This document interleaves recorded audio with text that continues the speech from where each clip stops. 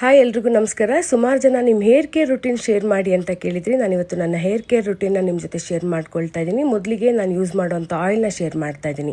Mixie ಜಾರ್ಗೆ 5 table ಸ್ಪೂನಷ್ಟು ಕರಿಜೀರಿಗೆ, 3 table ಸ್ಪೂನಷ್ಟು ಮೆಂತ್ಯ, 1 ಕಪ್ಪಷ್ಟು ಕರಿಬೇವಿನ ಸೊಪ್ಪು, 6 ಬೆಟ್ಟದ ನೆಲ್ಲಿಕಾಯಿ, 2 ಈರುಳ್ಳಿ, 2 ಅಲೋವೆರಾ ಜೆಲ್ ಸಿಪ್ಪೆ ತೆಗೆದು ನುಣ್ಣಗಿದನ್ನು ರುಬ್ಕೊಂಡಿದ್ದೀನಿ. ನೋಡಿ, ಈ ಹದಕ್ಕೆ ನಾನು ರುಬ್ಕೊಂಡಿದ್ದೀನಿ. ಈಗ ಕಡಾಯಿಗೆ 1 ಲೀಟ್ರಷ್ಟು ಶುದ್ಧವಾಗಿರುವಂಥ ಕೊಬ್ಬರಿ ಎಣ್ಣೆ ಸೇರಿಸ್ಕೊಳ್ತಾ ಇದ್ದೀನಿ.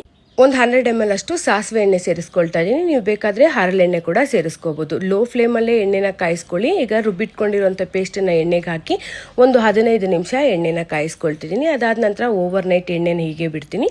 ಬೆಳಿಗ್ಗೆಗೆ ಎಣ್ಣೆ ಬಣ್ಣ ಬದಲಾಗುತ್ತೆ.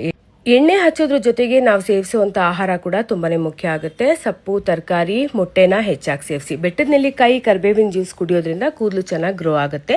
ಹಾಗೆ ನೀವು ಯೂಸ್ ಮಾಡ್ತಾ ಇರುವಂಥ ಶಾಂಪೂನ ಪ್ರತಿ 3 ತಿಂಗಳಿಗೊಂದ್ಸಾರಿ ಶಾಂಪೂ ಮತ್ತು ಎಣ್ಣೆನ ಬದಲಾಯಿಸ್ತಾ ಇರಿ. ಶಾಂಪೂ ಯೂಸ್ ಮಾಡುವಾಗ ಡೈರೆಕ್ಟಾಗಿ ಶಾಂಪೂನ ಯೂಸ್ ಮಾಡಬೇಡಿ. ಶಾಂಪೂಗೆ ಸ್ವಲ್ಪ ನೀರನ್ನು ಮಿಕ್ಸ್ ಮಾಡಿಕೊಂಡು ಶಾಂಪೂನ ಯೂಸ್ ಮಾಡಿ. ಹಾಗೆ ಎಣ್ಣೆ ಹಚ್ಚಿದಾಗ 3 ರಿಂದ 4 ಗಂಟೆ ಅಷ್ಟೇ ತಲೆನಲ್ಲಿ ಎಣ್ಣೆ ಇರಲಿ. ಓವರ್ ನೈಟ್ ಎಲ್ಲ ಎಣ್ಣೆ ಹಚ್ಚಬೇಡಿ. ಇದರಿಂದ ಕೂಡ ಕೂದಲು ಉದುರುವಂಥ ಚಾನ್ಸಸ್ ಜಾಸ್ತಿ ಇರುತ್ತೆ. ಸ್ನಾನ ಮಾಡುವಾಗ ಬೆಚ್ಚಗಿರೋ ನೀರಿನಿಂದ ಸ್ನಾನ ಮಾಡಿ, ಬಿಸಿ ನೀರಿನಿಂದ ಸ್ನಾನ ಮಾಡಬೇಡಿ.